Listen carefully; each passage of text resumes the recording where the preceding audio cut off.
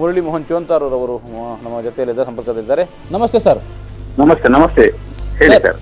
So ಇದು ಕೇರಳದಲ್ಲಿ ಹರಡ್ತಾ ಇದೆ, ಅಂದರೆ ಒಂದು ನಿಯಂತ್ರಣಕ್ಕೆ ಬಂದಿದೆ ಎಂಬ ಮಾಹಿತಿ ಕೂಡ ಇದೆ. ಬಟ್ ನಾವು ದಕ್ಷಿಣ ಕನ್ನಡ ಜಿಲ್ಲೆಯವರು, ಕೇರಳಕ್ಕೆ ಹೊಂದಿಕೊಂಡಿರುವವರು, ಆದರೂ ನಮ್ಮ ಆತಂಕ ನಮಗೆ ಇದ್ದೇ ಇದೆ. ಏನಿದು ಇದರಿಂದ ಹೊರಗೆ ಬರಲಿಕ್ಕೆ ಏನಾದ್ರು ಉಪಾಯ ಏನಾದ್ರು ಇದೆ ನಮ್ಮ ಹತ್ರ?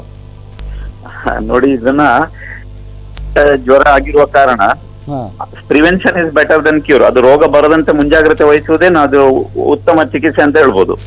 ಯಾಕೆಂತ ಹೇಳಿದ್ರೆ ಸ್ಪ್ರೆಡ್ ಆಗುವ ಕಾರಣದಿಂದ ಕರಾವಳಿಗೂ ದಕ್ಷಿಣ ಕನ್ನಡಕ್ಕೂ ನಂಟು ತುಂಬಾ ಇದೆ. ದಿನ ಸಾವಿರಾರು ಜನ ಮಾಡ್ತಾರೆ. ಮೈನ್ಲಿ ಇದು ಹರಡುವಂತದ್ದು ದೈಹಿಕವಾದಂತಹ ಸ್ಪರ್ಶದಿಂದ, ಕಾಂಟ್ಯಾಕ್ಟ್ ಇಂದ. ಸೊ ರೋಗ ಬಂದವರನ್ನ ಐಸೋಲೇಟ್ ಮಾಡಿ ಅವರು ಹೊರಗಡೆ ಹೋಗದ ರೀತಿಯಲ್ಲಿ ಜಿಲ್ಲಾಡಳಿತ ಕ್ರಮ ತೆಗೆದುಕೊಳ್ಬೇಕು ಒಂದು. ಇನ್ನೊಂದು, ಅದೇ ಮಾಧ್ಯಮಗಳೆಲ್ಲ ಬರ್ತಾ ಇದೆ, ಬಾವಲಿಗಳಿಂದ ಹರಡುವುದು ಅಂತೇಳಿ. ಈ ಹಣ್ಣುಗಳನ್ನೆಲ್ಲ ನಾವು ಮಾಡ್ಬೇಕು, ಅಕ್ಕಿ ತಿಂದ ಹಣ್ಣುಗಳನ್ನ ತಿನ್ನೋದನ್ನ ಅವಾಯ್ಡ್ ಮಾಡ್ಬೇಕು. ಮುಖ್ಯವಾಗಿ ಈಗ ಮಾವಿನ ಹಣ್ಣು ಬೆಳೆಯುವ ಸಮಯ ಮಕ್ಕಳೆಲ್ಲ ಮಾವಿನ ಗಿಡದ ಕೆಳಗೆ ಇರ್ತಾರೆ ಗ್ರಾಮೀಣ ಪ್ರದೇಶಗಳಲ್ಲಿ, ಅವರನ್ನು ತಡೆಯುವ ಪ್ರಯತ್ನ ಆಗ್ಬೇಕು ಅಂತ. ಹೌದೌದು, ಯಾಕೆಂದ್ರೆ ಇದು ಹಾವು ಹಣ್ಣನ್ನ ಬಾವಲಿ ಕಚ್ಚಲೇಬೇಕು ಅಂತಿಲ್ಲ. ಅದರ ಸೆಕ್ರಿಷನ್ ಇಂದ, ಅದರ ಮೂತ್ರದಿಂದ ಸಹ ಇದು ಹರಡುವ ಸಾಧ್ಯತೆ ಇದೆ. ಸೊ ಹಣ್ಣು ಚೆನ್ನಾಗಿದೆ, ಏನು ಗಾಯ ಆಗಿಲ್ಲ ಅಂತ ಹೇಳಿ ತಿಂದ್ರೆ ಅದರ ಮೂತ್ರದಲ್ಲಿ ಸಹ ಬರುವ ಸಾಧ್ಯತೆ ಇದೆ. ಆದ ಕಾರಣ ಆದಷ್ಟು ಅವಾಯ್ಡ್ ಮಾಡಿದ್ರೆ ಉತ್ತಮ. ಇಲ್ಲವಂದ್ರೆ ಈ ವೈರಾಣು ಒಮ್ಮೆ ಸ್ಪ್ರೆಡ್ ಆದ್ರೆ ಅದು ಒಂದು ತರ ವೈಲ್ಡ್ ಫೈರ್ ತರ ಸ್ಪ್ರೆಡ್ ಆಗ್ತಾನೆ ಇರುತ್ತೆ. ಸೊ ನಮ್ಮ ಜಿಲ್ಲಾಡಳಿತ ಒಳ್ಳೆ ಕ್ರಮ ತೆಗೆದುಕೊಂಡಿದೆ. ಸೆಂಟ್ರಲ್ ರೈಲ್ವೆ ಸ್ಟೇಷನ್ ನಲ್ಲಿ ಸ್ಕ್ರೀನಿಂಗ್ ಚೇಂಬರ್ ಗಳನ್ನೆಲ್ಲ ಹಾಕಿದ್ದಾರೆ. ಆದಷ್ಟು ನಾವು ಆ ಕಡೆ ಟ್ರಾವೆಲ್ ಮಾಡೋದನ್ನ ಕಡಿಮೆ ಮಾಡಬೇಕು. ಅತಿ ತುರ್ತು ಇದ್ರೆ ಮಾತ್ರ ಹೋಗ್ಬೇಕು. ಅದೇ ರೀತಿ ಆ ಕಡೆಯಿಂದ ಈ ಕಡೆ ಬರೋದಕ್ಕೂ ಸಹ ಅತಿ ಅಗತ್ಯ ಕ್ರಮ ಇದ್ರೆ ಮಾತ್ರ ಬರುವಂತದ್ದು. ಇಲ್ಲಾಂದ್ರೆ ಒಂದು ಕಡೆಯಿಂದ ಇನ್ನೊಂದು ಕಡೆ ರೋಗ ಬಹಳ ಬೇಗ ಸ್ಪ್ರೆಡ್ ಆಗುವ ಸಾಧ್ಯತೆ ಇದೆ. ನಮ್ಮ ದಕ್ಷಿಣ ಕನ್ನಡದಲ್ಲಿ ಇನ್ನೂ ರಿಪೋರ್ಟ್ ಆಗಿಲ್ಲ, ಒಂದೆರಡು ಆಗಿದೆ ಅಂತ ಹೇಳಿ ಮಾಧ್ಯಮಗಳೆಲ್ಲ ಬರ್ತಾ ಇದೆ ಸೋಷಿಯಲ್ ಮೀಡಿಯಾದಲ್ಲಿ. ಅಲ್ಲ, ವಾಸ್ತವದ ಏನಂತ ಹೇಳಿದ್ರೆ ನಾವು ಡಾಕ್ಟರ್ ರಾಮಕೃಷ್ಣ ರಾವ್ ಇವರ ಹತ್ರ ಮಾತಾಡಿದ್ವಿ, ಜಿಲ್ಲಾ ಆರೋಗ್ಯಾಧಿಕಾರಿಯವರನ್ನ. ಸೊ ಅದು ಇಬ್ಬರಲ್ಲಿ ಕಂಡು ಬಂದಿತ್ತು ಅಂತ ಅವ್ರು ಹೇಳಿದ್ರು. ಬಟ್ ಅದನ್ನ ರಿಪೋರ್ಟ್ ಬಂದಿದ್ಯಾ? ಅದನ್ನು ವೈರಾಲಜಿ ಇನ್ಸ್ಟಿಟ್ಯೂಟ್ ಪುಣೆಗೆ ಕಳಿಸಿ ಅಲ್ಲಿಂದ ರಿಪೋರ್ಟ್ ಬಂದಿದೆ. ಅದರಲ್ಲಿ ಯಾವುದೇ ಲಕ್ಷಣ ಇದು ಇಲ್ಲ ಅಂತ ಅವರು ಸ್ಪಷ್ಟನೆ ಈಗ ಮಾತ್ರ ಈಗ ಒಂದು 15 ನಿಮಿಷದ ಮೊದಲು ನಮಗೆ ಸ್ಪಷ್ಟನೆಯನ್ನ ನೀಡಿದ್ದಾರೆ. ಬಹಳ ಸಂತಸದ ಸುದ್ದಿ. ಹಾಗಾದ್ರೆ ದಕ್ಷಿಣ ಕನ್ನಡ ಜನರು, ಬುದ್ಧಿವಂತರ ಜಿಲ್ಲೆ ಜನರು ಆದಷ್ಟು ಜಾಗರೂಕತೆ ವಹಿಸಿ ಇಂತಹ ಮಾರಣಾಂತಿಕ ರೋಗಗಳು, ಯಾಕೆಂದ್ರೆ ಚಿಕಿತ್ಸೆ ಇಲ್ಲ, ಆದ ಕಾರಣ ನಾವು ಸಾಕಷ್ಟು ಮುಂಜಾಗ್ರತೆ ವಹಿಸಿ ಆ ರೋಗ ಬರದಂತೆ ನಾವು ತಡೆಗಟ್ಟೋದ್ರಲ್ಲೇ ಜಾಣತನ ಇದೆ. ಓಕೆ. ಸೊ ಅಂದ್ರೆ ಒಂದು ಹಣ್ಣು ತಿನ್ನಬಾರದು ಅಥವಾ ಪ್ರಾಣಿ ಪಕ್ಷಿಗಳ ಸೋಂಕಿನಿಂದ ಸ್ವಲ್ಪ ಅದರ ಸಂಪರ್ಕದಿಂದ ದೂರ ಇರಬೇಕು ಅಂತ ಹೇಳ್ತೇವೆ. ಬಟ್ ಇಲ್ಲಿ ಮನುಷ್ಯರಿಗೆ ಬಂದಾಗ ಅದು ಗೊತ್ತಾಗೋದು ಹೇಗೆ? ಎಷ್ಟು ಸಮಯ ಅಂದ್ರೆ ಇಮಿಡಿಯೇಟ್ ಗೊತ್ತಾಗ್ತದೆ ಹೇಗೆ ಅಂತ? ನೋಡಿ, ಸಾಮಾನ್ಯವಾಗಿ ಒಂದು ವೈರಲ್ ಜ್ವರ ಅಂದ್ರೆ ನಮ್ಗೆ ಶೀತ, ಮೈಕೈ ನೋವು, ಸಣ್ಣ ಜ್ವರ ಇರ್ತದೆ. ಬಟ್ ಈ ನಮ್ಮ ನಿಫಾ ಬಾವಲಿ ಜ್ವರ ಏನಿದೆ, 48 ಗಂಟೆಗಳಲ್ಲಿ ವಿಪರೀತವಾದಂತ ಜ್ವರ ಇರುತ್ತೆ. ನೇರವಾಗಿ ಅದು ನಮ್ಮ ಬ್ರೈನ್ ಅನ್ನ ಅಟ್ಯಾಕ್ ಮಾಡೋದು. ಎನ್ಸೆಫಲೈಟಿಸ್ ಅಂತ ಹೇಳಿ, ಮೆದುಳಿನ ಉರಿಯೂತ ಅಂತ ಹೇಳಿ. 104 ಡಿಗ್ರಿ ಜ್ವರ, ಅತಿಯಾದ ಜ್ವರ, ಮತ್ತೆ ಇಂಟ್ರಾಕ್ರೀನಲ್ ಪ್ರೆಷರ್ ಅಂತ ಏನ್ ಹೇಳ್ತೇವೆ, ಜ್ವರ ಮೆದುಳಿನ ಉರಿಯೂತ ಆದ ಕೂಡ್ಲೆ ತಲೆ ಒಳಗಿನ ಪ್ರೆಷರ್ ಜಾಸ್ತಿಯಾಗಿ ವಿಪರೀತವಾದಂತಹ ತಲೆನೋವು, ತಲೆ ಸುತ್ತುವುದು, ಮತ್ತೆ ಡಿಸ್ಓರಿಯಂಟೇಷನ್ ಅಂತ ಹೇಳಿ. ಅತಿಯಾದ ಜ್ವರ ಬಂದಾಗ, ಡಿಸ್ಓರಿಯಂಟೇಷನ್ ಆದಾಗ ತಾವು ಎಲ್ಲಿದ್ದೇವೆ, ಏನು ಮಾತಾಡ್ತಾ ಇದ್ದೇವೆ, ಯಾವುದರ ಪರಿವೇ ಅವರಿಗೆ ಇರುವುದಿಲ್ಲ. ಇಂತಹ ಸಂದರ್ಭ ಫಸ್ಟ್ 48 ಅವರ್ಸ್ ನಲ್ಲಿ ತುಂಬಾ ಕ್ರಿಟಿಕಲ್ ಫೇಸ್. ಆ ಸಂದರ್ಭಗಳಲ್ಲಿ ಐಡೆಂಟಿಫೈ ಮಾಡಬೇಕು. ನಾರ್ಮಲ್ ಜ್ವರದ ತರ ಬಿಹೇವ್ ಮಾಡ್ಲಿಲ್ಲ ಅಂದ್ರೆ ವೈದ್ಯರು ಶಂಕೆ ಪಟ್ಟು ಅದನ್ನ ಅಂತಹ ರೋಗಿಗಳನ್ನ ಐಸೋಲೇಟ್ ಮಾಡಿ ಆ ರೋಗಿಗಳನ್ನ ಸ್ಪೆಷಲ್ ಚೇಂಬರ್ ಗಳಲ್ಲಿಟ್ಟು ಬೇರೆ ಯಾರು ಅವರ ಕಾಂಟ್ಯಾಕ್ಟ್ ನಲ್ಲಿ ಬರದ ರೀತಿಯಲ್ಲಿ ವರ್ತಿಸಬೇಕು. ಹಾಗೆ ಮಾಡಿ ಕನ್ಫರ್ಮ್ ರೋಗ ಇದೆಯೋ ಅಂತ ಹೇಳಿ ಎಲೈಸಾ ಟೆಸ್ಟ್ ಅಂತ ಹೇಳ್ತೀವಿ, PCR ಟೆಸ್ಟ್ ಅಂತ ಹೇಳಿ, ಆ ಟೆಸ್ಟ್ ಮಾಡಿ ಅದರಲ್ಲಿ ಇದೆ ಅಂತ ಹೇಳಿ ಇಲ್ಲ ಅಂತ ಹೇಳಿ ಕನ್ಫರ್ಮ್ ಮಾಡಿಕೊಂಡೇ ನಾವು ಮುಂದುವರಿಬೇಕು. ಮತ್ತೆ ಇದಕ್ಕೆ ಅಂತ ಹೇಳಿ ಬೇರೆ ಸ್ಪೆಷಲ್ ಆದಂತ ಚಿಕಿತ್ಸೆ ಏನಿಲ್ಲ. ಅತಿಯಾದ ಜ್ವರ ಬಂದಾಗ ನಾವು ಸಪೋರ್ಟಿವ್ ಟ್ರೀಟ್ಮೆಂಟ್ ಅಂತ ಏನ್ ಹೇಳ್ತೇವೆ, ನಾವು ಗ್ಲೂಕೋಸ್ ಕೊಡುವಂತದ್ದು, ಡಿಹೈಡ್ರೇಷನ್ ಆಗದಂತೆ ನೋಡಿಕೊಳ್ಳುವುದು, ಜ್ವರಕ್ಕೆ ಮದ್ದು ಕೊಡುವಂತದ್ದು, ತಲೆನೋವಿಗೆ ಮದ್ದು ಕೊಡುವಂತದ್ದು. ಕೆಲವೊಮ್ಮೆ ವಿಪರೀತ ಕಂಡೀಷನ್ಗಳಲ್ಲಿ ಕನ್ವಲ್ಷನ್ಸ್, ಫಿಟ್ಸ್ ಅಂತ ನಾವು ಹೇಳ್ತೇವೆ, ಅಪಸ್ಮಾರ ಅಂತ ಹೇಳ್ತೇವೆ. ಅದು ಮೆದುಳಿನ ಉರಿಯೂತ ಜಾಸ್ತಿ ಆದಾಗ ಅಪಸ್ಮಾರ ಬರುವ ಸಾಧ್ಯತೆಗಳು ಇದೆ. ಕೆಲವೊಮ್ಮೆ ಕೋಮಕ್ಕೆ ಸಹ ಹೋಗ್ತದೆ. ಆವಾಗ ವೆಂಟಿಲೇಟರ್, ಆರ್ಟಿಫಿಷಿಯಲ್ ವೆಂಟಿಲೇಟರ್ ಅಂತ ಹೇಳಿ ಉಸಿರಾಟದ ಸಪೋರ್ಟ್ ಕೊಡುವಂತದ್ದು. ಒಟ್ಟಿನಲ್ಲಿ ಇದಕ್ಕೆ ನಿರ್ದಿಷ್ಟವಾದ ಚಿಕಿತ್ಸೆ ತಡೆಗಟ್ಟುವುದರಲ್ಲೇ ಜಾಣತನ ಇದೆ. ಒಮ್ಮೆ ಜ್ವರ ಬಂದು ಈ ತರ ಲಕ್ಷಣಗಳು, ತುಂಬಾ ಸಿವಿಯರ್ ಲಕ್ಷಣಗಳಿದ್ರೆ ಅವ್ರನ್ನ ICU-ನಲ್ಲಿ ಇಟ್ಟು ಐಸೋಲೇಷನ್ ಚೇಂಬರ್ ನಲ್ಲಿ ಇಟ್ಟು ಬೇರೆಯವರಿಗೆ ಅವರಿಂದ ರೋಗ ಹರಡದ ರೀತಿಯಲ್ಲಿ ನಾವು ಕಠಿಣವಾದಂತಹ ತುಂಬಾ ಸೂಕ್ತ ಕ್ರಮವನ್ನು ತೆಗೆದುಕೊಳ್ಬೇಕು. ಸರ್, ಈವರೆಗೆ ಬಂದರೆ ಕೆಲವು ಈಗ ಕೇರಳದಲ್ಲಿ ಮಾತ್ರ ಕಾಣಿಸಿಕೊಂಡಿದೆ, ಬಟ್ ಚಿಕಿತ್ಸೆ ಪಡೆದ ಬಳಿಕ ಗುಣಮುಖರಾಗಿ ಸಹಜ ಸ್ಥಿತಿಗೆ ಬಂದ ಯಾವ್ದಾದ್ರು ಮಾಹಿತಿ ಇದೆ ಅಂತ ನೋಡಿ, ಇದ್ರು ಈ ರೋಗದ ಮಾರ್ಟಾಲಿಟಿ ರೇಟ್ ಅಂತ ಹೇಳ್ತೇವೆ, ಮರಣದ ಪರ್ಸೆಂಟೇಜ್ ಅಂತ ನಾವು ಹೇಳ್ತೇವೆ. 100ರಲ್ಲಿ 70% ಮಂದಿ ರೋಗ ಬಂದವರು ಮರಣ ಹೊಂದಿದ್ದಾರೆ. ಇಷ್ಟುವರೆಗೆ 477 ಮಂದಿಗೆ ಬಂದಿದ್ರಲ್ಲಿ ಸಾಧಾರಣ 208 ಮಂದಿ ಸಾವನ್ನಪ್ಪಿದ್ದಾರೆ. 60% ಮಂದಿ ರೋಗದಿಂದ ಮರಣ ಹೊಂದಿದ್ದಾರೆ. ಆದ ಕಾರಣ ಚಿಕಿತ್ಸೆ, ನಿರ್ದಿಷ್ಟವಾದಂತ ಚಿಕಿತ್ಸೆ ಇಲ್ಲ. ಆ ವೈರಾಣುವಿನ ಮೇಲೆ ಚಿಕಿತ್ಸೆಯೇ ಇಲ್ಲ ನಮಗೆ, ಮತ್ತೆ ತಡೆಗಟ್ಟಲಿಕ್ಕೂ ಆಗೋದಿಲ್ವಾ. ಹಾಗಿರುವಾಗ ರೋಗ ಬಂದಾಗ ಅನುಭವಿಸಬೇಕು, ಮತ್ತೆ ಬಹಳಷ್ಟು ತೊಂದರೆಗಳು ಮಾರಣಾಂತಿಕವಾಗುವ ಸಾಧ್ಯತೆ ಜಾಸ್ತಿ ಇದೆ. ಆ ಕಾರಣದಿಂದ ತಡೆಗಟ್ಟುವುದರಲ್ಲಿ ನಾವು ಹೆಚ್ಚು ಇಂಟ್ರೆಸ್ಟ್ ತೋರಿಸಬೇಕಾಗತ್ತೆ. ಯಾಕೆಂದ್ರೆ ಚಿಕಿತ್ಸೆ ಇಲ್ಲ ಅಂದ್ಮೇಲೆ ನಾವು ಏನು ಮಾಡಕ್ ಆಗೋದಿಲ್ಲ. ತಡೆಗಟ್ಟುವ ವಿಷಯದಲ್ಲಿ ನಾವು ನಾಗರಿಕರಾಗಿ ಅಂದ್ರೆ ಹಣ್ಣು ತಿನ್ನಬಾರದು ಅನ್ನೋದು ಸಾಮಾನ್ಯವಾಯಿತು, ಅದರ ಹೊರತಾಗಿ ಬೇರೆ ಏನೆಲ್ಲ ಮಾಡಬಹುದು ಅಂತ ನೋಡಿ, ನಾವು ಅಂತಹ ರೋಗ ಬಂದ ವ್ಯಕ್ತಿಗಳನ್ನ ಸ್ಪರ್ಶ ಮಾಡುವುದು, ಅವರ ಜೊತೆ ಕಾಂಟ್ಯಾಕ್ಟ್ ಇಟ್ಕೊಳ್ಳೋದು, ಅವರನ್ನ ಸ್ಪರ್ಶಿಸುವುದು, ಅವರು ಯೂಸ್ ಮಾಡಿದಂತಹ ಅವರ ಹತ್ತಿರ ನಾವು ಓಡಾಡಿದಾಗ, ಸಾಮಾನ್ಯವಾಗಿ ಒಂದು ವೈರಲ್ ಜ್ವರ ಬಂದಾಗ ನಾವೇನ್ ಮಾಡ್ತೀವಿ, ನಾವು ಸೀನು ಬರ್ತದೆ, ಆಕಳಿಸ್ತೇವೆ, ಜೋರಾಗಿ ತಿಂತೇವೆ. ಆವಾಗ ಏನ್ ಮಾಡ್ಬೇಕು, ಪ್ರಾಥಮಿಕವಾಗಿ ಒಂದು ವೈರಲ್ ಜ್ವರ ಅಥವಾ ವೈರಲ್ ಇನ್ಫೆಕ್ಷನ್ ಸ್ಪ್ರೆಡ್ ಆಗದ ರೀತಿಯಲ್ಲಿ ನಾವು ಸೀನುವಾಗ ನಾವು ಕರವಸ್ತ್ರವನ್ನ ಅಡ್ಡ ಇಟ್ಕೋಬೇಕು, ಕೈಗಳನ್ನ ಅಡ್ಡ ಇಟ್ಕೊಳ್ಬೇಕು. ಆವಾಗ ಏನಾಗತ್ತೆ, ಈ ಏರ್ ಡ್ರಾಪ್ಲೆಟ್ಸ್ ಅಂತ ಹೇಳ್ತೇವೆ, ಉಸಿರಾಟದ ಮುಖಾಂತರ ಸ್ಪ್ರೆಡ್ ಆಗೋದು, ಗಾಳಿಯಲ್ಲಿ ಸ್ಪ್ರೆಡ್ ಆಗುವ ಸಾಧ್ಯತೆಗಳು ಕಡಿಮೆ ಆಗ್ತದೆ. ಮತ್ತೆ ಇಂತಹ ಶಂಕಿತ ರೋಗಿ ಯಾರೇ ಒಬ್ರು ವೈರಲ್ ಜ್ವರ ಇದೆ ಅಂತ ಹೇಳಿ ಗೊತ್ತಾದ ಕೂಡಲೇ ನಾವು ಅವರನ್ನ ಸ್ಪರ್ಶ ಮಾಡಿದ ಕೂಡಲೇ ನಾವು ಅವ್ರ ಚೆನ್ನಾಗಿ ಹ್ಯಾಂಡ್ ಹೈಜೀನ್ ಅಂತ ಹೇಳಿ ಡೆಟಾಲ್ ಹಾಕಿ ಚೆನ್ನಾಗಿ ಕೈಯನ್ನ ತೊಳೆದುಕೊಳ್ಬೇಕು. ಪದೇ ಪದೇ ರೋಗಿಯನ್ನು ಮುಟ್ಟಿದ ಕೂಡಲೇ ಕೈ ಚೆನ್ನಾಗಿ ತೊಳೆದುಕೊಳ್ಬೇಕು. ಆ ಮುಟ್ಟಿದ ಕೈಯಿಂದ ನಾವು ಮುಟ್ಟಿಕೊಳ್ಳೋದು, ಬೇರೆ ಕಡೆ ಎಲ್ಲ ಮುಟ್ಟಿಕೊಂಡ್ರೆ ಬಹಳ ಸುಲಭವಾಗಿ ಈ ವೈರಾಣು ಸ್ಪ್ರೆಡ್ ಆಗ್ತದೆ. ಮತ್ತೆ ಇನ್ನೊಂದು ವಿಚಾರ, ಈ ವೈರಾಣು ತುಂಬಾ ಸೆನ್ಸಿಟಿವ್, ವಾತಾವರಣದಲ್ಲಿ ಅಷ್ಟು ಸುಲಭದಲ್ಲಿ ಬದುಕಲಿಕ್ಕೆ ಸಾಧ್ಯತೆ ಇಲ್ಲ. ಈ ವೈರಾಣುಗಳನ್ನ ನಾವು ಸೋಡಿಯಂ ಹೈಪೋಕ್ಲೋರೈಡ್ ಸೊಲ್ಯೂಷನ್ ಅಥವಾ ಪೌಡರ್ ಬಹಳ ಸುಲಭವಾಗಿ ಎಲಿಮಿನೇಟ್ ಮಾಡಬಹುದು. ಬಟ್ ಅನ್ಫಾರ್ಚುನೇಟ್ಲಿ ನಮ್ಮ ಕಣ್ಣಿಗೆ ಕಾಣುವುದಿಲ್ಲ. ಈ ವೈರಾಣು ತುಂಬಾ ಚಿಕ್ಕ ವೈರಾಣು, ಕಣ್ಣಿಗೆ ಕಾಣದ ಕಾರಣದಿಂದ ನಮಗೆ ಅದನ್ನ ಬರದಂತೆ ಈ ರೀತಿ ದೈಹಿಕ ಸ್ಪರ್ಶಗಳನ್ನ ಅವಾಯ್ಡ್ ಮಾಡೋದು, ಬಹಳಷ್ಟು ಪರ್ಸನಲ್ ಹೈಜೀನ್ ಮೇಂಟೈನ್ ಮಾಡೋದು, ರೋಗಿಗಳನ್ನ ಐಸೋಲೇಟ್ ಮಾಡೋದು, ಮತ್ತೆ ಒಂದು ವೇಳೆ ಮರಣ ಹೊಂದಿದ ರೋಗಿಗಳನ್ನು ಸಹ ಅವರ ನಂಬರ್ ಮುಟ್ಟಬಾರದು, ಅವರನ್ನು ದೂರವಿಟ್ಕೊಳ್ಬೇಕು, ಅವರಿಂದ ಕಾಂಟ್ಯಾಕ್ಟ್ ಡಿಸ್ಟೆನ್ಸ್ ಮೇಂಟೈನ್ ಮಾಡಬೇಕು. ಈ ರೀತಿ ಕ್ರಮಗಳನ್ನು ತೆಗೆದುಕೊಂಡ್ರೆ ಅಗ್ರೆಸಿವ್ ಆಗಿ ಈ ರೋಗ ಸ್ಪ್ರೆಡ್ ಆಗುವುದನ್ನ ತಡೆಗಟ್ಟಬಹುದು. ಅಲ್ಲ, ಈಗ ನಾವು ರೋಗ ಬಂದವರಿಂದ ನೀವು ಹೇಗೆ ಸಂರಕ್ಷಿತರಾಗಬೇಕು ಅಂತ ಹೇಳಿದಿರಿ, ಬಟ್ ನಮಗೆ ಅಲ್ಲಿ ರೋಗ ಬಂದಿದೆ ಇಲ್ವ ಅಂತ ಗೊತ್ತಿಲ್ಲ, ಆದರೂ ನಾವು ಹೆಚ್ಚು ಸುರಕ್ಷಿತ ಕ್ರಮಗಳನ್ನು ಕೈಗೊಳ್ಳಬೇಕು. ಏನೆಲ್ಲ ಮಾಡಬೇಕು? ಅದೇ ಹೇಳಿದಲ್ಲ, ಈಗ ನೋಡಿ, ಈ ರೋಗ ಒಮ್ಮೆ ರೋಗಿಗೆ ಶಂಕಿತ ಮನುಷ್ಯನಿಗೆ ಅವನ ದೇಹದ ಮೇಲೆ ರೋಗ ಸೇರ್ಕೊಂಡ್ಮೇಲೆ ಇನ್ಕ್ಯುಬೇಷನ್ ಪೀರಿಯಡ್ ಅಂತ ಹೇಳ್ತೇವೆ ನಾವು, 5 ರಿಂದ 14 ದಿವಸ. ಒಬ್ಬ ವ್ಯಕ್ತಿಗೆ ಈ ನಿಫಾ ವೈರಸ್ ದೇಹದ ಒಳಗೆ ಸೇರಿದ ಇಮಿಡಿಯೇಟ್ಲಿ ನಿಮಗೆ ಲಕ್ಷಣ ಕಾಣಿಸಿಕೊಳ್ಳಿಕ್ಕಿಲ್ಲ. 5 ರಿಂದ 14 ದಿನದ ಒಳಗೆ ಈ ಲಕ್ಷಣಗಳು ಕಾಣಿಸಿಕೊಳ್ತವೆ. ಹಾಗೆ ಜ್ವರ ಇಲ್ಲದಿರುವಾಗ್ಲೂ ಸಹ ಅಂತಹ ವ್ಯಕ್ತಿಯನ್ನ ಮುಟ್ಟಿದ ವ್ಯಕ್ತಿ ಇಂದ ಇನ್ನೊಂದು ವ್ಯಕ್ತಿಗೆ ಹರಡುವ ಸಾಧ್ಯತೆ ಇದೆ. ಆದ ಕಾರಣ ಅಂತಹ ಪ್ರದೇಶಗಳಿಂದ, ಅಂತಹ ಭೌಗೋಳಿಕ ಪ್ರದೇಶಗಳಿಂದ ಬೇರೆ ಕಡೆ ಪ್ರಯಾಣ ಮಾಡುವುದನ್ನು ತಪ್ಪಿಸುವಂತದ್ದು. ಇಲ್ಲವಾದಲ್ಲಿ ಅಂತಹ ರೋಗಿಗಳಿಂದ ಸ್ಪರ್ಶಿಸಲ್ಪಟ್ಟ ವೈರಾಣು ಇನ್ನೊಬ್ಬರಿಗೆ ಸ್ಪ್ರೆಡ್ ಆಗುವ ಸಾಧ್ಯತೆಗಳು ಇರುತ್ತದೆ. ಈ ಕಾರಣದಿಂದ ನಾವು ಇಂತಹ ರೋಗಿಗಳನ್ನ, ಶಂಕಿತ ವ್ಯಕ್ತಿಗಳನ್ನ 50 ಮಂದಿಗಳನ್ನ ಗವರ್ನಮೆಂಟ್ ಆಸ್ಪತ್ರೆಯಲ್ಲಿ ಅಡ್ಮಿಟ್ ಮಾಡಿ ಅವರನ್ನ ಅಬ್ಸರ್ವ್ ಮಾಡ್ತಾ ಇದ್ದಾರೆ. ಯಾಕೆಂತ ಹೇಳಿದ್ರೆ ಅವರಿಗೆ ಯಾವ ರೀತಿ ಈ ಜ್ವರ ಬಿಹೇವ್ ಮಾಡ್ತದೆ, ಇದೇ ರೀತಿಯ ಜ್ವರ ಇದೆಯಾ, ಅದು ನಿಫಾ ವೈರಸ್ ಅಂತ ಕನ್ಫರ್ಮ್ ಆಗ್ಬೇಕಾದ್ರೆ ನಾವು ನ್ಯಾಷನಲ್ ವೈರಾಲಜಿ ಇನ್ಸ್ಟಿಟ್ಯೂಟ್ ಪೂನಾಕ್ಕೆ ತಗೊಂಡೋಗಿ ಅದರ ರಕ್ತದ ಸ್ಯಾಂಪಲ್, ಇದು ಅವರ ಗಂಟಲಿನ ದ್ರವ ಅಥವಾ ಮೂಗಿನ ದ್ರವದ ಪರೀಕ್ಷೆ ಮಾಡಿ ವೈರಾಣು ಇದೆಯೋ ಇಲ್ಲವೋ ಅಂತ ಕನ್ಫರ್ಮ್ ಮಾಡಿದ ಮೇಲೆ ಮಾತ್ರ ನಮಗೆ ಗೊತ್ತಾಗ್ತದೆ ಇಂತಹ ವೈರಸ್ಸೇ ಅಂತ ಹೇಳಿ. ಹಾಗಿರುವಾಗ ನಾವು ಈಗ ಇಂತಹ ಕಠಿಣ ಪರಿಸ್ಥಿತಿನಲ್ಲಿ ಇಂತಹ ಜ್ವರ ಬಂದಾಗ ತುಂಬಾ ಹೈ ಜ್ವರ, ಕೋಮಾ ಮತ್ತೆ ಎಪಿಲೆಪ್ಸಿ, ಅಪಸ್ಮಾರ ಅಂತದ್ದೆಲ್ಲ ಇದ್ರೆ ಅಂತವರಿಗೆ ರೋಗ ಇದೆ ಅಂತ ಹೇಳಿ ನಾವು ಕನ್ಸಿಡರ್ ಮಾಡಿ ಟ್ರೀಟ್ ಮಾಡಿದ್ರೆ ಬಹುಶಃ ಸಮಾಜಕ್ಕೆ ಒಳ್ಳೇದು ಅಂತ ನನ್ನ ಅನಿಸಿಕೆ.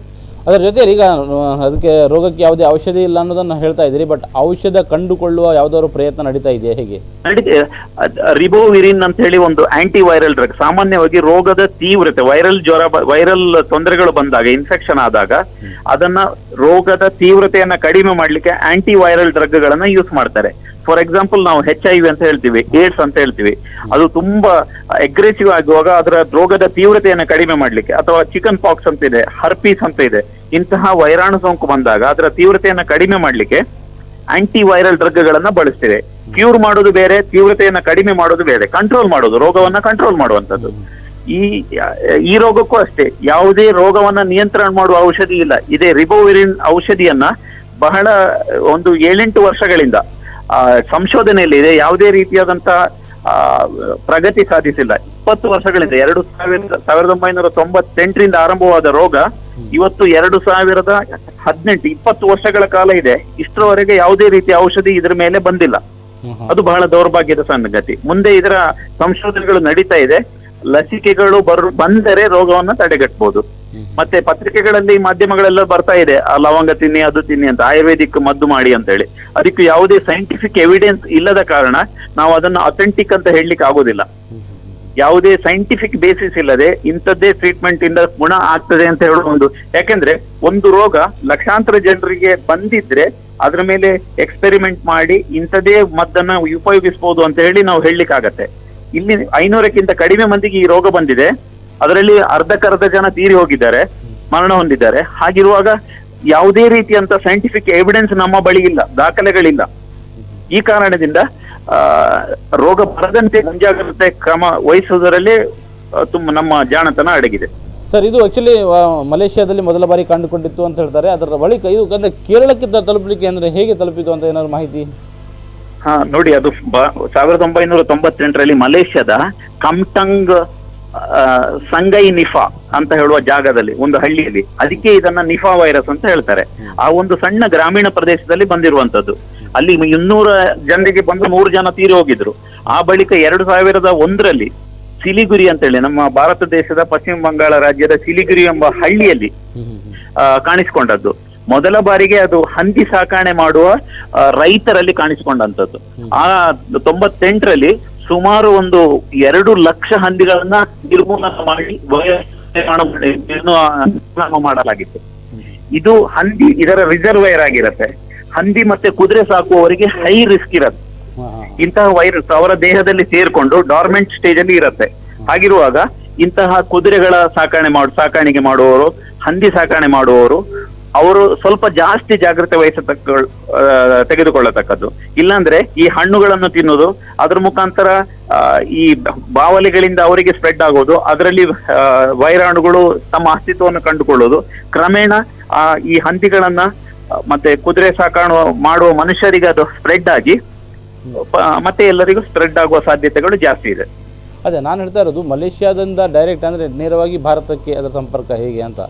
ಅದು ನೋಡಿ, ಈಗ ನಮ್ಮ ಸಾರಿಗೆ ಸಂಪರ್ಕ, ನಮ್ಮ ಜಗತ್ತು ಬಹಳ ಚಿಕ್ಕದು. ನಾವು ಮೊದಲಿನ ಹಾಗೆ ಇಲ್ಲಿಂದ ಅಮೆರಿಕಕ್ಕೆ ಹೋಗ್ಬೇಕಾದ್ರೆ 1 ತಿಂಗಳು ಬೇಕಿಲ್ಲ. ರಾತ್ರಿ ಕೂತ್ರೆ, ನೀವು ಮಂಗಳೂರಿನಲ್ಲಿ ಕೂತ್ರೆ 24 ಗಂಟೆಯಲ್ಲಿ ನಾವು ನ್ಯೂಯಾರ್ಕ್ ತಲುಪ್ತೇವೆ, ಅಥವಾ ದುಬೈಗೆ 3 hours ಅಲ್ಲಿ ತಲುಪ್ತೇವೆ.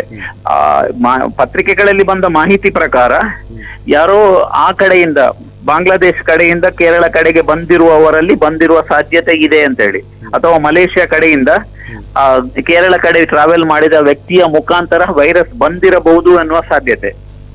ಅಲ್ಲಿ ಹೋದಂತಹ ಕೇರಳದ ಯಾರೋ ಒಬ್ಬ ವ್ಯಕ್ತಿಗೆ ಅಲ್ಲಿ ಈ ಹಣ್ಣು ತಿಂದೋ ಅಥವಾ ಯಾವುದೋ ಶಂಕಿತ ರೋಗಿಯಿಂದ ಅಥವಾ ಬಾವಲಿಯಿಂದ ಈ ವೈರಸ್ ಸ್ಪ್ರೆಡ್ ಆಗಿ ಅವನಿಗೆ ಅಲ್ಲಿ ಈ ಇನ್ಕ್ಯುಬೇಷನ್ ಪೀರಿಯಡ್ ಅಲ್ಲಿ ಇರುವಾಗ 5ರಿಂದ 18 ದಿನದ ಒಳಗೆ ಇರುವಾಗ ಅವನಿಗೆ ಯಾವುದೇ ರೀತಿಯ ಇದು ಜ್ವರದ ಲಕ್ಷಣಗಳು ಕಾಣಿಸಿಕೊಂಡಿರ್ಲಿಕ್ಕಿಲ್ಲ. ಅವನು ಈ ಕಡೆ ಕೇರಳ ಬಂದಾಗ ಕೋಯಿಕೋಡಿನಲ್ಲಿ ಇಂಟರ್ನ್ಯಾಷನಲ್ ಏರ್ಪೋರ್ಟ್ ಇದೆ. ಹಾಗಿರುವಾಗ ಖಂಡಿತವಾಗಿ ಒಂದು ಜಾಗದಲ್ಲಿ ಬಂದದ್ದು ಇನ್ನೊಂದು ಜಾಗಕ್ಕೆ ಬಹಳ ಸುಲಭದಲ್ಲಿ ಹರಡುವ ಸಾಧ್ಯತೆ ಇದೆ. ಹಾಗೆ ಬಂದಿರುವ ಸಾಧ್ಯತೆ ಇರಬಹುದು ಅಂತ ನನ್ನ ಅನಿಸಿಕೆ. ಅಂದ್ರೆ ರೋಗ ಲಕ್ಷಣ ಕಂಡುಕೊಳ್ಳಿಕ್ಕೆ 14 ದಿನ ಆಗಿರೋದ್ರಿಂದ 14 ದಿನದ ಮಧ್ಯದಲ್ಲಿ ಅವರು ಯಾರೆಲ್ಲ ಸಂಪರ್ಕಕ್ಕೆ ಬರ್ತಾರೆ ಅವರಿಗೆಲ್ಲ ರೋಗ ಹರಡುವ ಸಾಧ್ಯತೆ ಇದೆ ಅಂತ ಖಂಡಿತವಾಗಿದೆ. ಒಬ್ಬ ವ್ಯಕ್ತಿಗೆ ಒಬ್ಬ ರೋಗಿಗೆ ಆ ವೈರಸ್ ಬಂದು ಕೂಡಲೇ ಅವನಿಗೆ ಮರುದಿವಸನೇ ಜ್ವರ ಬರ್ಬೇಕಂತಿಲ್ಲ. ಎಲ್ಲ ವೈರಲ್ ಜ್ವರಗಳ ಲಕ್ಷಣಗಳೇ ಹಾಗೆ. ನಮ್ಮ ದೇಹಕ್ಕೆ ವೈರಸ್ ಬಂದು ಕೆಲವರಿಗೆ ಮರುದಿವಸನೇ ಬರ್ಬೋದು, ಕೆಲವರಿಗೆ 1 ವಾರ ಆದ ನಂತರ ಜ್ವರ ಬರ್ಬೋದು. 5ರಿಂದ 14 ದಿನಗಳ ಕಾಲ ದೇಹದ ಒಳಗಡೆ ಹಾಗೆ ಇರ್ತದೆ. ಅದರಲ್ಲಿ ರಿಪ್ರೊಡಕ್ಷನ್ ಮಾಡಿ ದೇಹದಲ್ಲಿ ಮಲ್ಟಿಪ್ಲೈ ಆಗ್ತಾನೆ ಇರುತ್ತೆ. ಆಮೇಲೆ ಅವನಿಗೆ ರೋಗದ ಲಕ್ಷಣಗಳು ಕಾಣುತ್ತೆ. ಶ್ವಾಸಕೋಶದ ಮುಖಾಂತರ, ಉಸಿರಾಟದ ಮುಖಾಂತರ, ಸೀನಿದಾಗ, ದೈಹಿಕ ಸ್ಪರ್ಶದ ಮುಖಾಂತರ, ದೇಹದ ದ್ರವ್ಯಗಳ ಮುಖಾಂತರ ಸ್ಪ್ರೆಡ್ ಆಗುವ ಸಾಧ್ಯತೆ ಇದೆ. ಆ ಕಾರಣದಿಂದ ಕೇರಳಕ್ಕೆ ಬಂದಿರಬಹುದು ಅಂತ ನಾವು ಈಗ ಇನ್ನೊಂದು ವಿಚಾರ, ನಾವು ಮಂಗಳೂರಿನಲ್ಲಿ ವೈರಸ್ ಇಲ್ಲ ಅಂತ ಹೇಳಲಿಕ್ಕೆ ಆಗೋದಿಲ್ಲ. ಇದು ರೋಗದ ಲಕ್ಷಣಗಳು ಬಂದಂತಹ ರೋಗಿಯಲ್ಲಿ ಈ ವೈರಸ್ ಕಂಡು ಬಂದಿಲ್ಲ ಅಂದ ಮಾತ್ರಕ್ಕೆ ಇಲ್ಲಿ ರೋಗ ಬಂದಿಲ್ಲ ಅಂತ ಹೇಳಲಿಕ್ಕೆ ಆಗೋದಿಲ್ಲ. ಅದರಿಂದ ಇನ್ಫೆಕ್ಟ್ ಆದಂತ ಅಲ್ಲಿ ಕೇರಳದಿಂದ ಬಂದ ಬಹಳಷ್ಟು ಮಂದಿ ಮಂಗಳೂರಿಗೆ ಬಂದಿರ್ಬೋದು ಅಥವಾ ಬೆಂಗಳೂರಿಗೆ ಹೋಗಿರ್ಬೋದು, ಬೇರೆ ಕ್ಷೇತ್ರಕ್ಕೂ ಹೋಗಿರ್ಬೋದು, ಬೇರೆ ರಾಜ್ಯಕ್ಕೂ ಸಹ. ಹಾಗಿರುವಾಗ ಯೂನಿವರ್ಸಲ್ ಪ್ರಿಕಾಷನ್ಸ್ ಅನ್ನ ನಾವೇನು ಹೇಳ್ತೇವೆ ಅದನ್ನು ನಾವು ಮಾಡಿದ್ರೆ ರೋಗವನ್ನ ಬರದಂತೆ ತಡೆಗಟ್ಟಬಹುದು. ಮುನ್ನೆಚ್ಚರಿಕೆ ಕ್ರಮ ತೆಗೆದುಕೊಳ್ಳಬೇಕು. ಯಾವುದೇ ವೈರಲ್ ಫೀವರ್ ಬರದ ರೀತಿಯಲ್ಲಿ ನಾವು ಮುನ್ನೆಚ್ಚರಿಕೆ ತೆಗೆದುಕೊಳ್ಳಬೇಕು. ಸೊ ಅಂದ್ರೆ ನಾವು ಇದು ಕರಾವಳಿಗೆ ಹೋಲಿಸಿದ್ರೆ ಇದು ಮೊದಲ ಬಾರಿಗೆ ನಮಗೆ ಕಂಡುಕೊಂಡಿದೆ ಅಂತ ಹೇಳ್ಬೋದು. ಹೌದೌದು, ಖಂಡಿತ. ಈ ತರ ಈ ಹಿಂದೆನೂ ಅಷ್ಟೇ H1N1 ಅಂತ ನಾವೇನ್ ಹೇಳ್ತೇವೆ, ಹಂದಿ ಜ್ವರ ಅಂತ ಹೇಳಿ, ಅದು ಸಹ ಈ ರೀತಿ ಕಾಂಟ್ಯಾಕ್ಟ್ ಲಿಂದಲೇ ಬರ್ತದೆ ಅಂತ ಹೇಳಿ ಸುದ್ದಿ ಆಗಿತ್ತು. ಅದೇ ರೀತಿ ಎಬೋಲಾ ಯಾವುದು ದಕ್ಷಿಣ ಆಫ್ರಿಕಾದ ಕಾಂಗೋದಲ್ಲಿ ಬಂದಂತಹ ಒಂದು ಎಬೋಲಾ ಅಂತ ಹೇಳೋ ಒಂದು ಪ್ರದೇಶ, ಅಂತಹ ಎಬೋಲಾ ವೈರಸ್ ದಕ್ಷಿಣ ಆಫ್ರಿಕಾದಿಂದ ಎಲ್ಲ ಜಗತ್ತಿನ ಎಲ್ಲ ಕಡೆ ಆಗಿದೆ. ಸೊ ಹಾಗಿರುವಾಗ ನಮಗೆ ಬರದಿದ್ರೆ ತುಂಬಾ ಸಂತೋಷ. ಹಾಗೆ ಬರ್ಲಿಕ್ಕಿಲ್ಲ ಅಂತ ಹೇಳಿ ನಾವು ಕೈ ಕಟ್ಟಿ ಕೂರೋದ್ರಲ್ಲಿ ಅರ್ಥನೇ ಇಲ್ಲ. ಸಾಕಷ್ಟು ಪ್ರಿಕಾಷನ್ಗಳು ಜಿಲ್ಲಾಡಳಿತ ತಗೊಂಡಿದೆ. ನಮ್ಮ ಆರೋಗ್ಯ ಇಲಾಖೆಗಳು ಸಹ ಸ್ಕ್ರೀನಿಂಗ್ ಸೆಂಟರ್ಗಳ ಅಂತಹ ರೋಗ, ಮಾರಣಾಂತಿಕ ರೋಗ ನಮ್ಮ ದಕ್ಷಿಣ ಕನ್ನಡಕ್ಕೆ ಬರುವುದು ಬೇಡ ಅಂತ ಹೇಳಿ ನಾವು ತುಂಬ ಹೃದಯದಿಂದ ಹಾರೈಸೋಣ. ಓಕೆ ಸರ್, ಧನ್ಯವಾದ ನಿಮಗೆ ಮಾಹಿತಿ ಕೊಟ್ಟದಕ್ಕಾಗಿ. Thank you.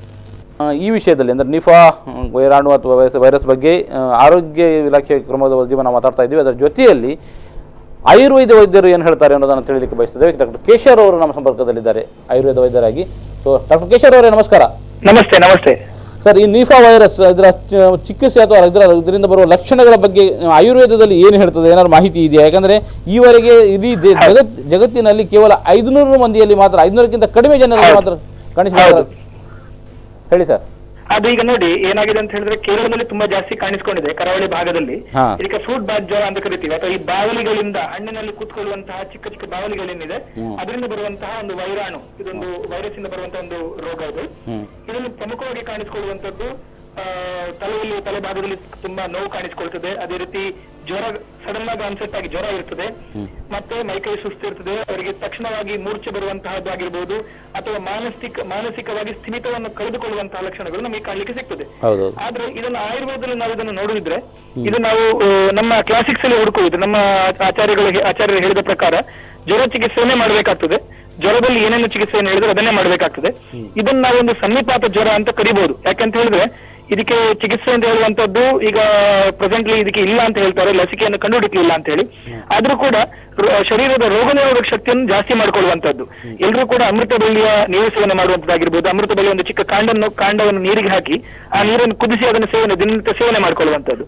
ನೋಡಿ ಏನಾಗ್ತದೆ ಅಂತ ಹೇಳಿದ್ರೆ, ಶರೀರದ ರೋಗ ನಿರೋಧಕ ಶಕ್ತಿಯನ್ನು ನಾವು ಜಾಸ್ತಿ ಮಾಡಿದ್ರೆ ಈ ವೈರಾಣುವಿಂದ ತಡೆಗಟ್ಟಲಿಕ್ಕೆ ನಮಗೆ ಸಾಧ್ಯ ಆಗ್ತದೆ. ಅದೇ ರೀತಿ ಈ ಬಾವಲಿ ಕೂತ್ಕೊಂಡಂತಹ ಹಣ್ಣುಗಳನ್ನು ಸೇವನೆ ಮಾಡಬಾರದು, ಹಾಗೂ ಬಾವಲಿಯಿಂದ ಕೂತ್ಕೊಂಡಂತ ಮಾವಿನಹಣ್ಣು ಸೇವನೆ ಮಾಡುವುದು, ಬಾಳೆಹಣ್ಣು ತಿನ್ನುವಂಥದ್ದು, ಇದನ್ನು ದಯವಿಟ್ಟು ಮಾಡಬೇಡಿ. ಹಾಗೂ ಹಂದಿಗಳಿಂದ ಕೂಡ ಈ ರೋಗ ಬರ್ತದೆ ಅಂತ ಹೇಳುವಂತ ನಾವು ಕೇಳ್ಪಟ್ಟಿದ್ದೀವಿ. ಸೊ ಈ ತರದ ಇದರಿಂದ ಕಾಂಟ್ಯಾಕ್ಟ್ ಇಟ್ಕೊಳ್ಳುವಂಥದ್ದು, ಇದನ್ನು ನಾವು ಆದಷ್ಟು ದೂರ ಇಡಬೇಕು. ಅದೇ ರೀತಿ ಚೆನ್ನಾಗಿ ನೀರು ಸೇವನೆ ಮಾಡಬೇಕು, ನೀರನ್ನು ಚೆನ್ನಾಗಿ ಕುಡಿಬೇಕು. ಬಿಸಿ ನೀರನ್ನು, ಎಲ್ಲ ಕಾದಾರಿಸಿದ ಬಿಸಿ ನೀರನ್ನು ತಗೊಳ್ಳುವಂಥದ್ದು ತುಂಬಾ ಉತ್ತಮ. ಇತ್ತೀಚೆಗೆ ನಾನು ನಿನ್ನೆ ಮೊನ್ನೆ ನನಗೆ ನಮ್ಮ ಬೇರೆ ಡಾಕ್ಟರ್ ಹತ್ರ ನಾವು ಡಿಸ್ಕಸ್ ಮಾಡಬೇಕಾದ್ರೆ, ಪಾರಿಜಾತದ ಗಿಡದ ಕಷಾಯವನ್ನು ಮಾಡಿಕೊಂಡು ಕುಡಿಯುವುದರಿಂದಾಗಿ ಈ ರೋಗವನ್ನು ನಮಗೆ ತಡೆಗಟ್ಟಲಿಕ್ಕೆ ಸಾಧ್ಯ ಆಗ್ತದೆ ಅಂತ ಹೇಳುವಂಥದ್ದು ನಾವು ತಿಳ್ಕೊಂಡಿದ್ದೀವಿ. ಪಾರಿಜಾತದ ಗಿಡವನ್ನು, ಪಾರಿಜಾತ ಎಲೆಯನ್ನು ಒಂದು 5-6 ಎಲೆಯನ್ನು ತಕ್ಕೊಂಡು ಒಂದು 200 ml ಅಷ್ಟು ನೀರು ಹಾಕಿ ಅದನ್ನು 100 ml ಕುದಿಸಿ 100 ml ಮಾಡಿ ಅದಕ್ಕೆ ಸ್ವಲ್ಪ ಕಾಳುಮೆಣಸಿನ ಹುಡಿ ಹಾಗೂ ನಿಂಬೆ ರಸವನ್ನು ಒಂದು 3 ಹನಿ, 100ರಿಂದ 4 ಹನಿ ಅಷ್ಟು ನಿಂಬೆ ರಸವನ್ನು ಹಾಕಿ ದಿನನಿತ್ಯ ಒಂದು 3-4 ಸಲ ಸೇವನೆ ಮಾಡುವುದರಿಂದಾಗಿ ಇದನ್ನು ತಡೆಗಟ್ಟಲಿಕ್ಕೆ ಸಾಧ್ಯ ಆಗ್ತದೆ ಅಂತ ಹೇಳುವಂಥದ್ದು ನಾವು ತಿಳ್ಕೊಂಡಿದ್ದೀವಿ. ಸರ್, ಅಂದ್ರೆ ಯಾವ್ದು ಆಕ್ಚುಲಿ ನಿಮ್ಮ ಆಯುರ್ವೇದ ಅಂದ್ರೆ ಈಗ ಬೇರೆ ವೈದ್ಯರು ಹೇಳುವಾಗ ಯಾವ್ದು ದೃಢಪಡಿಸದ ಔಷಧಿ ಅಂತ ಹೇಳ್ತಾ ಇದ್ದಾರೆ. ಅಂದ್ರೆ ಆದರೂ ಇದನ್ನ ನೀವು ಹೇಗೆ ಅದನ್ನ ಸಲಹೆ ಕೊಡ್ತಾ ಇದ್ದೀರಿ ಅಂತ? ನೋಡಿ ಏನಾಗ್ತದೆ, ಇದಕ್ಕೆ ಯಾವುದೇ ಲಸಿಕೆಗಳು ಸದ್ಯಕ್ಕೆ ಲಭ್ಯ ಇಲ್ಲ. ಯಾವುದೇ ಇಡೀ ನಮ್ಮ ವರ್ಲ್ಡ್ ಅಲ್ಲಿ ಇದಕ್ಕೆ ಲಸಿಕೆಯನ್ನು ಕಂಡು ಹುಡುಕಿಲ್ಲ. ಫ್ರೂಟ್ ಬ್ಯಾಟ್ ಜ್ವರಕ್ಕೆ ಲಸಿಕೆಗಳಿಲ್ಲ. ಆದ್ರೆ ನಮ್ಮ ಶರೀರದ ರೋಗ ನಿರೋಧಕ ಶಕ್ತಿಯನ್ನು ನಾವು ಜಾಸ್ತಿ ಮಾಡ್ಕೊಳ್ಬೇಕು. ನೋಡಿ ಈ ಜ್ವರ ಎಲ್ಲ ಬರುವಂತದ್ದು ಯಾಕೆ ಅಂತ ಹೇಳಿದ್ರೆ, ಯಾರಿಗೆ ರೋಗ ನಿರೋಧಕ ಶಕ್ತಿ ಇಲ್ವೋ ಅವರಿಗೆ ಈ ರೀತಿಯ ಜ್ವರಗಳು ಕಾಣಿಸ್ಕೊಳ್ತದೆ, ಬೇಗ ಆವರಿಸ್ತದೆ ಅಂತ. ಹೌದು, ಬೇಗ ಬರ್ತದೆ. ಆದ ಕಾರಣ ನಾವು ಏನ್ ಮಾಡ್ಕೋಬಹುದು ಅಂತ ಹೇಳಿದ್ರೆ, ಇದಕ್ಕೆ ಆದಷ್ಟು ರೋಗ ನಿರೋಧಕ ಶಕ್ತಿಯನ್ನು ಜಾಸ್ತಿ ಮಾಡ್ಕೊಳ್ಳಿಕ್ಕೆ ನಾನು ಹೇಳುವ ತರ ಅಮೃತ ಬಳ್ಳಿಯ ರಸವನ್ನು ತಗೊಂಡು, ಅಮೃತ ಬಳ್ಳಿ ಅಂತ ಹೇಳುವಂತದ್ದು ಗುಡೂಚಿ ಅಂತ ಹೇಳ್ತೀವಿ ನಾವು, ಜ್ವರ ಚಿಕಿತ್ಸೆಯಲ್ಲಿ ಪ್ರಧಾನವಾಗಿ ಹೇಳಿದ್ದಾರೆ. ಇದು ಒಂದು ಒಳ್ಳೆಯ ರೋಗ ನಿರೋಧಕ ಶಕ್ತಿ ಇರುವಂತಹ ಒಂದು ಸಸ್ಯ, ಎಲ್ಲರ ಮನೆ ಹತ್ರ ಎಲ್ಲ ಸಿಗ್ತದೆ ನಮಗಿದು. ಸೊ ಇದನ್ನು ನಾವು ದಿನನಿತ್ಯ ಅಮೃತ ಬಳ್ಳಿಯ ರಸವನ್ನು ಸೇವನೆ ಮಾಡುವಂತದ್ದು, ಅದೇ ರೀತಿ ಹಣ್ಣುಗಳನ್ನ ಅವಾಯ್ಡ್ ಮಾಡುವಂತದ್ದು, ಇದನ್ನು ಮಾಡ್ಕೊಳ್ಳೋದ್ರಿಂದ, ಅದೇ ರೀತಿ ನಾನು ಹೇಳಿದೆ ಈಗ ಪಾರಿಜಾತದ ಎಲೆ ಇದನ್ನು ಸೇವನೆ ಮಾಡ್ಕೊಳ್ಳೋದ್ರಿಂದ ಕೂಡ ನಮಗೆ ಏನು ಈ ಜ್ವರವನ್ನು ತಡೆಗಟ್ಟಲಿಕ್ಕೆ ಅಥವಾ ರೋಗ ನಿರೋಧಕ ಶಕ್ತಿಯನ್ನು ಜಾಸ್ತಿ ಮಾಡ್ಕೊಳ್ಳಿಕ್ಕೆ ನಮಗೆ ಸಾಧ್ಯ ಆಗ್ತದೆ. ಈಗ ಈ ಮೇಲೆ ಹೇಳಿದ ಅಂದ್ರೆ ಉರಿಯೂತ ಆಗುವುದು, ಶ್ವಾಸಕೋಶ ಸಮಸ್ಯೆ, ತೀವ್ರ ಜ್ವರ ಬರುವುದು, ಹೊರಳಾಟ, ಬೊಬ್ಬೆ ಹೊಡೆಯುವುದು, ಉಸಿರಾಟ ಸಮಸ್ಯೆ, ಅರೆನಿದ್ರೆ, ಮೂರ್ಛೆ ಹೋಗುವಂತಹ ಲಕ್ಷಣಗಳು, ಅಂದ್ರೆ ಇದು ಯಾವ ಲಕ್ಷಣ, ರೋಗ ಲಕ್ಷಣ, ಇಂಥ ಒಂದು ಲಕ್ಷಣ ಇರುವಂತಹ ಆಯುರ್ವೇದದಲ್ಲಿ ಮಾಹಿತಿ ಏನಾದರೂ ಇದೆಯಾ? ಇದೇ ರೀತಿಯ ಮಾಹಿತಿ ಅಂದ್ರೆ ಜ್ವರದಲ್ಲಿ ಈ ರೀತಿಯ ಮಾಹಿತಿಗಳು ನಿಮಗೆ ಸಿಗ್ತದೆ ನೋಡಿ. ಆಯುರ್ವೇದದಲ್ಲಿ ನಾವು ಯಾವುದೇ ಜ್ವರವನ್ನು ಕೂಡ ಜ್ವರ ಚಿಕಿತ್ಸೆ ಅಂತ ಹೇಳ್ತೀವಿ. ಅದರಲ್ಲಿ ವಾತದ ಜ್ವರ, ಪಿತ್ತದ ಜ್ವರ, ಕಫ ಜ್ವರ ಅಂತ ಬೇರೆ ಬೇರೆ ಜ್ವರವನ್ನು ಹೇಳ್ತೀವಿ. ಇದನ್ನು ಸನ್ನಿಪಾತದ ಜ್ವರ ಅಂತ ಹೇಳ್ತೀವಿ. ಸನ್ನಿಪಾತ ಅಂತ ಹೇಳಿದ್ರೆ ವಾತ, ಪಿತ್ತ, ಕಫ 3 ದೋಷಗಳು ಸೇರ್ಕೊಂಡು ಇದರಲ್ಲಿ ಏನಾದ್ರೂ ಜ್ವರ ಕಾಣಿಸ್ಕೊಂಡ್ರೆ ಅದಕ್ಕೆ ಚಿಕಿತ್ಸೆ ಇಲ್ಲ ಅಂತ ಹೇಳುವಂಥದ್ದು ಆಯುರ್ವೇದದಲ್ಲಿ ಹೇಳಿದ್ದಾರೆ. ಈ ವಾತ, ಪಿತ್ತ, ಕಫ ಸನ್ನಿಪಾತ ಜ್ವರ ಅದಕ್ಕೆ ಕಷ್ಟ ಸಾಧ್ಯ ಅಂತ ಹೇಳುವಂಥದ್ದು ಆಯುರ್ವೇದದಲ್ಲಿ ಹೇಳಿದ್ದಾರೆ. ಅಂದ್ರೆ ಅದನ್ನು ಚಿಕಿತ್ಸೆ ಮಾಡ್ಲಿಕ್ಕೆ ಬಹಳ ಕಷ್ಟ ಅಥವಾ ಅದನ್ನು ಯಾಪ್ತಿರೋ ಅಥವಾ ಸಾಧ್ಯ ಆಗುವುದಿಲ್ಲ ಅಂತ ಹೇಳುವಂಥದ್ದು ಆಯುರ್ವೇದದಲ್ಲಿ ಹೇಳಿದ್ದಾರೆ.